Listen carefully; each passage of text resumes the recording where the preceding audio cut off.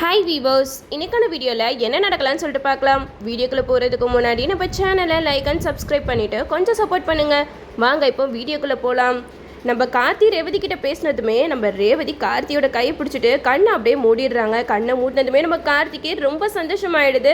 Doctor கிட்ட போய் சொல்கிறாங்க, ரேவதி இப்போ கண்ணை மூடிட்டா டாக்டர் அப்படிங்கிற மாதிரி சொல்ல உடனே டாக்டரும் ஓடி போயிட்டு ரேவதியை செக் பண்ணி பார்க்குறாங்க. நாங்கள் கொஞ்சம் கூட எதிர்பார்க்கவே இல்லை, நீங்கள் பேசினதுமே அவங்க கண்ணை மூடிட்டாங்கன்னா அவங்க உங்களை எந்த அளவுக்கு நேசிக்கிறாங்கன்னு எங்களால் புரிஞ்சுக்க முடியுது. நீங்கள் தைரியமாக கடவுளை வேண்டிக்கோங்க, நாங்கள் ஆப்ரேஷனை ஸ்டார்ட் பண்ணுறோம் அப்படிங்கிற மாதிரி சொல்லிடுறாங்க.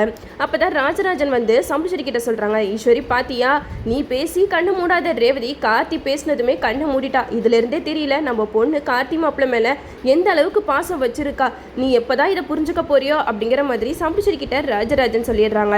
இந்த சைடு டாக்டர்ஸ் வந்து கார்த்திகிட்ட வந்து கையெழுத்து வாங்குறாங்க. அப்போ மயில்வாகனம் கேட்குறாங்க, எதுக்கு டாக்டர் கையெழுத்து வாங்குறீங்க அப்படிங்கிற மாதிரி கேட்க அதுக்கு டாக்டர் சொல்கிறாங்க, இங்கே பாருங்கள் சார், நாங்கள் பண்ண போகிற ஆப்ரேஷனில் அவங்களுக்கு என்ன வேணாலும் நடக்கலாம். அவங்க உயிர் பொழைக்கவும் சான்சஸ் இருக்குது, அவங்க இறக்கவும் சான்சஸ் இருக்குது. அதனால தான் எந்த ஒரு பிரச்சனை வந்தாலும் அதுக்கு நாங்கள் பொறுப்பு இல்லை அப்படின்னு சொல்லிட்டு கையெழுத்து வாங்குகிறோம், வேறு எந்த பிரச்சனையும் இல்லை அப்படிங்கிற மாதிரி சொல்ல இதை கேட்டால் சாம்புச்சரி ஒரு மாதிரி ஆகிடுறாங்க. அப்படின்லாம் சொல்லாதீங்க டாக்டர், கண்டிப்பாக என் பொண்ணு பொழைச்சி வந்துடுவா அப்படிங்கிற மாதிரி சொல்ல அதுக்கு கார்த்தி சொல்கிறாங்க, எனக்கு நம்பிக்கை இருக்குது, ரேவதி என் கூட சேர்ந்து வாழ்வா, கடைசி வரைக்கும் நாங்கள் 2 பேரும் சந்தோஷமாக வாழ்வோம், அதனால நீங்கள் தைரியமாக ஆப்ரேஷனை ஸ்டார்ட் பண்ணுங்க அப்படிங்கிற மாதிரி நம்ம கார்த்தி கையெழுத்து போட்டு கொடுத்துட்றாங்க.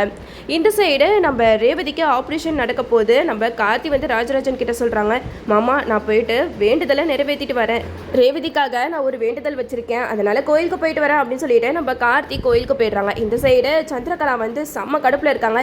இவ எதுக்காக கண்ணை மூடினா, இவன் மட்டும் கண்ணை மூடாமல் இருந்திருந்தா அப்படியே போய் சேர்ந்துருப்பா, தேவையில்லாமல் கண்ணை மூடி இப்போ ஆப்ரேஷன் வரைக்கும் போயிடுச்சு, ஒருவேளை இந்த ஆப்ரேஷன் சக்ஸஸ்ஃபுல்லாக முடிஞ்சிருச்சுன்னா ரேவதி பொழைச்சி வந்துருவாளா, அது மட்டும் நடக்கவே கூடாது.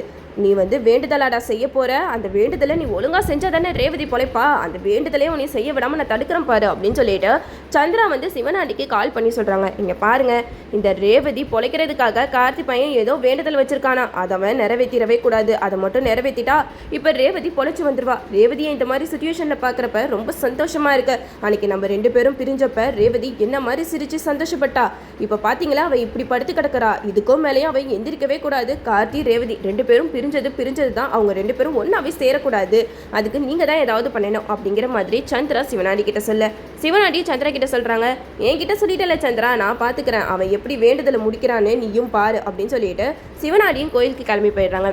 இந்த சைடு நம்ம கார்த்தி கோயிலுக்கு போயிட்டு பூசாரி கிட்ட வேண்டுதலுக்கான ஏற்பாடெல்லாம் செய்ய சொல்லி சொல்கிறாங்க. நம்ம கார்த்தி கிட்ட அந்த பூசாரி சொல்கிறாங்க, ஏன்பா அங்கே மலையில் இருக்கிற சாமி மேலே நீ 2-3 குடம் தண்ணி ஊற்றுனாலே படியெல்லாம் தண்ணி விழுந்து ஒரு சில நேரம் வழுக்க ஆரம்பிச்சிடும், ரொம்பவும் கஷ்டமாக இருக்கும், ஆனால் நீ 1008 குடம் எப்படிப்பா அள்ளி ஊற்றுவ அப்படிங்கிற மாதிரி சொல்ல இதை கேட்ட கார்த்தி சொல்கிறாங்க, என்னோட ஒய்ஃப் ரொம்பவே ஆபத்தான நிலைமையில் ஹாஸ்பிட்டலில் இருக்காங்க, அவங்க பொழைச்சி வரதுக்காக நான் என்ன வேணாலும் செய்வேன் அப்படின்னு சொல்லிட்டு நம்ம கார்த்தி அந்த பரிகாரத்தை ஆரம்பிச்சுக்கிட்டு இருக்காங்க.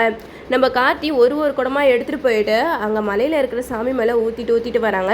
இந்த சைடு நம்ம ராஜராஜன் சாம்புச்சரி எல்லாருமே கோயிலுக்கு வந்துடுறாங்க. ராஜராஜன் வந்து அந்த பூசாரி கிட்ட கேட்குறாங்க, அப்படி என்ன வேண்டுதல் அவர் செய்கிறாரு அப்படிங்கிற மாதிரி கேட்க அதுக்கு பூசாரி சொல்கிறாங்க, உங்கள் பொண்ணுக்காக தான் அவங்க இந்த மாதிரி வேண்டுதலை மனசில் வச்சுட்டு செஞ்சுக்கிட்டு இருக்காங்க, உங்கள் பொண்ணு ரொம்பவே கொடுத்து வச்சவ, இப்படி ஒரு புருஷன்லாம் யாருக்குமே அமைய மாட்டாங்க, மலை உச்சியில் இருக்கிற சாமி மேலே 1008 குடம் தண்ணி அள்ளி ஊற்றணும், 2-3 தடவை போயிட்டு வந்தாலே அவங்க ஒரு மாதிரி ஆயிடுவாங்க, அவங்களால அந்த வேண்டுதலை நிறைவேற்றவே முடியாது, ஆனால் இவர் தன்னோட பொண்டாட்டி பொழைக்கணும் அப்படின்றதுக்காக ஒரே நம்பிக்கையாக மனசில் வச்சுட்டு இந்த மாதிரி வேண்டுதலை செஞ்சுட்டு இருக்காரு, இவருக்கு எவ்வளோ நல்ல மனசு அப்படிங்கிற மாதிரி நம்ம பூசாரி வந்து கார்த்தியை பற்றி சொல்லிக்கிட்டு இருக்காங்க. இது கேட்டதுமே சாம்புச்சரிக்கு என்ன பண்ணுறதுனே தெரியல, பிரமிச்சு போய் நிற்கிறாங்க.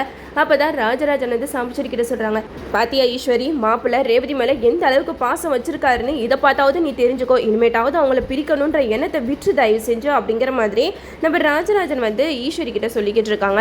இந்த சைடு நம்ம கார்த்தி வந்து ரொம்ப கஷ்டப்பட்டு அந்த வேண்டுதலை செஞ்சுக்கிட்டு இருக்கும்போது சிவனாண்டி வந்துடுறாங்க. டே நீ வேண்டுதலையாடா முடிக்க போற, நீ வேண்டுதல் பண்ண அங்கே ரேவதி பொழைச்சிருவாளா, அதெல்லாம் நடக்கவே நடக்காது அப்படின்னு சொல்லிட்டு ஒரு குடம் தண்ணி இருக்கும், அந்த குடத்துல சிவனாண்டி ஓட்டையை போட்டு விட்டுருவாரு, அது மூலமாக தண்ணி வெளியில் வந்துட்டு இருக்கோம். நம்ம கார்த்தி அந்த குடத்தை எடுத்து மேலே போகும்போது அந்த தண்ணி வரதை கவனித்து அந்த ஓட்டையில் கையை வச்சு அப்படியே அமுக்கிக்கிட்டு அந்த குடத்தை எடுத்துகிட்டு போயிடுவார். இதை பார்த்ததுமே சிவனாண்டி பயங்கர கடுப்பாகிறாங்க. என்னது இவன் எவ்வளோ கஷ்டம் வந்தாலும் அதை தாங்கிடுறானே அப்படிங்கிற மாதிரி சிவனாண்டி கார்த்தியை பார்த்து செம்ம எரிச்சல் பட்டுட்டு இருப்பாங்க.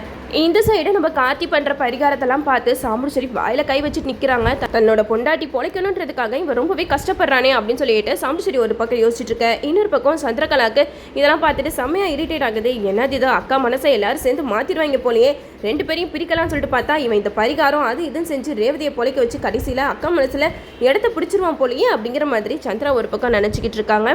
இந்த சைடு நம்ம கார்த்தி நல்லபடியாக வேண்டுதல் எல்லாம் பண்ணி முடிச்சிடறாரு. அது மட்டும் இல்லாமல் எல்லாருமே ஹாஸ்பிட்டலுக்கு போயிட்டு ரேவதிக்கு நல்லபடியாக ஆப்ரேஷன் முடிஞ்சிடுச்சா அப்படின்னு சொல்லிட்டு பார்க்குறதுக்காக போகிறாங்க.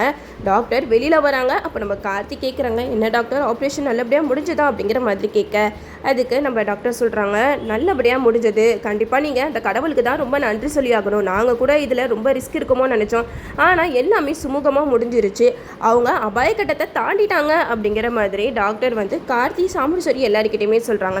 இதை கேட்டதுமே ராஜராஜன் வந்து கார்த்திகிட்ட சொல்கிறாங்க, மாப்பிள்ளை நீங்கள் ரேவதிக்காக பண்ண வேண்டல் வீணா போல, அந்த கடவுளே மனசு இறங்கி ரேவதியை பொழைக்க வச்சுட்டாரு, இனிமேட்டு யாரும் கவலைப்படாதீங்க அப்படிங்கிற மாதிரி நம்ம ராஜராஜன் சொல்ல, சாமுண்டீஸ்வரி சொல்கிறாங்க, இப்போ நான் என் பொண்ணை பார்க்கலாமா அப்படிங்கிற மாதிரி கேட்க, அதுக்கு டாக்டர் சொல்கிறாங்க, இப்போதைக்கு பார்க்காதீங்க, ஒரு 2-3 மணி நேரம் கழித்து அவங்க கண் முழிக்கணும், கண் முழிச்சதுக்கப்புறம் நீங்கள் போய் பாருங்கள் அப்படிங்கிற மாதிரி சொல்லிடுறாங்க. 2-3 மணி நேரம் ஆகுது, ஆனால் ரேவதி இன்னும் கண் முழிக்கவே இல்லை. அப்போ டாக்டர் கிட்ட கார்த்தி கேட்குறாங்க, நீங்கள் சொன்னீங்களே டாக்டர் 2-3 மணி நேரம் கழிச்சு அவங்க கண் முழிச்சிருவாங்கன்னு சொல்லிட்டு, ஆனால் இப்போ வரைக்கும் அவங்க கண் முழிக்காமல் இருக்காங்க அப்படிங்கிற மாதிரி சொல்ல, உடனே டாக்டர் சொல்கிறாங்க, அவங்களுக்கு ரொம்ப நெருக்கமானவங்க, அவங்க பக்கத்தில் போய் பேச்சு கொடுங்க, கண்டிப்பாக அவங்க வந்து கண் முழிச்சு பார்ப்பாங்க அப்படிங்கிற மாதிரி டாக்டர்ஸ் எல்லாம் சொல்லிடுறாங்க.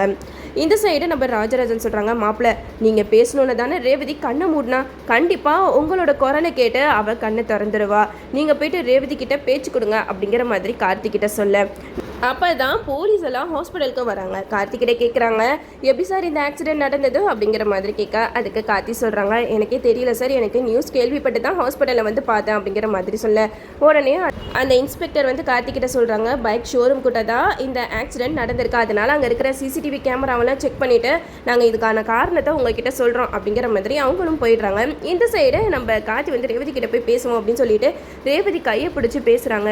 ரேவதி உனக்கு நல்லபடியாக ஆப்ரேஷன் முடிஞ்சிருச்சு, இதுக்கப்புறம் எந்த ஒரு கஷ்டமும் உனக்கு வராது, நீ கண் முழிச்சு பாருமா அப்படிங்கிற மாதிரி நம்ம கார்த்தி ரேவதி கிட்ட பேசிக்கிட்டு இருக்கேன். நம்ம ரேவதியும் கார்த்தியோட குரலை கேட்டுட்டு கையை பிடிச்சிட்டு அப்படியே கண்ணை சிமிட்டி சிமிட்டி பார்க்குறாங்க. இந்த சைடை நம்ம சாமுண்டீஸ்வரி எல்லாருமே உள்ளே வந்துடுறாங்க. எல்லாருமே பேச்சு கொடுத்துக்கிட்டு இருக்காங்க. அப்போ நம்ம ரேவதிக்கு நினைவு திரும்ப ஆரம்பிக்குது. நம்ம ரேவதி கண்ணை திறந்து எல்லாருமே பார்த்து திரு திரு முழிக்கிறாங்க. நீங்களாம் யாரு அப்படிங்கிற மாதிரி கேட்க, இது கேட்டதுமே சாமுண்டீஸ்வரிக்கு தூக்கி வாரி போட்டுருச்சு. ரேவதி நான் தான் உன்னோட அம்மா அப்படிங்கிற மாதிரி சொல்ல, அப்போ ரேவதி சொல்கிறாங்க, எனக்கு உங்களெல்லாம் யாருன்னே தெரியல அப்படிங்கிற மாதிரி சொல்லிக்கிட்டு இருக்காங்க. ஆனால் கார்த்தியோட கையை மட்டும் விட மாட்டேங்கிறாங்க. அப்போ தான் ராஜராஜன் போயிட்டு டாக்டர் எல்லாம் கூட்டிகிட்டு வராங்க. என் பொண்ணு இது மாதிரி எங்களெல்லாம் பார்த்து யாருன்னு கேட்குறா அப்படிங்கிற மாதிரி சொல்ல, உடனே டாக்டர்ஸ் எல்லாம் வந்து ரேவதியை செக் பண்ணி பார்த்துட்டு சொல்கிறாங்க, அவங்களுக்கு தலையில் அடிப்பட்டதில் பழசெல்லாம் மறந்துட்டாங்க நான் நினைக்கிறேன், அதனால தான் அவங்க யாரையுமே அவங்களுக்கு தெரியல அப்படிங்கிற மாதிரி சொல்லும்போது சந்திரகலாக்கு சந்தோஷம் தாங்க முடியல. அப்பாடா பழசெல்லாம் மறந்துட்டாளா இவன், இதுவே போதுமே, இதை வச்சு எப்படியோ கார்த்தியை ரேவதி கிட்ட இருந்து பிரிச்சிடலாம் அப்படிங்கிற மாதிரி சந்திரகலா ஒரு பக்கம் மனசில் நினச்சிக்கிட்டு இருக்க. இன்னொரு சைடு நம்ம கார்த்தி கையை மட்டும் ரேவதி விடாமல் இருக்காங்க.